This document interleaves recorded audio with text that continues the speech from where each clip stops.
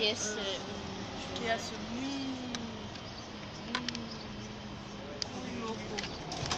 conocido. ¿Cómo?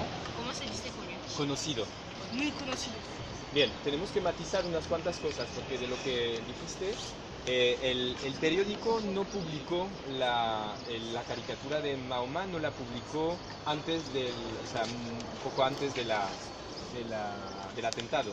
Publicó en el 2012 una caricatura de Mahoma que no le gustó a esos yihadistas. Pero hay muchos musulmanes en Francia que creen y que no por tanto van a tener estas ideas, vamos a decir, en contra, ¿no? de Charlie Hebdo. Muchos musulmanes piensan que Charlie Hebdo, bueno, pues hacen como les da la gana, lo que pueden hacer, porque piensan que, bueno, cada uno tiene derecho a decir sus cosas.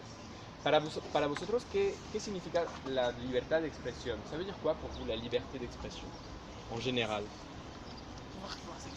Pouvoir s'exprimer sans voilà. Si. Et est-ce que dans beaucoup de pays, on a le droit de s'exprimer sans crainte? Non. Como en Afganistán tampoco. Par exemple, en Afganistán no se puede decir cualquier cosa, y en la mayoría de los países del mundo, pues la gente no tiene derecho a expresar lo que uno piensa o lo que uno quiere. Eso es realmente algo que se ha conquistado, lo ha dicho Sheila en el 1789, ha sido algo difícil, pero me parece que a mí la verdadera idea de lo que es la libertad de expresión es ser capaces de decir cualquier cosa. El problema con la libertad de expresión, cuando una persona quiere atacar la libertad de expresión por varias razones, es cuando empieza a decir hay un pero, ¿no? Libertad de expresión, pero.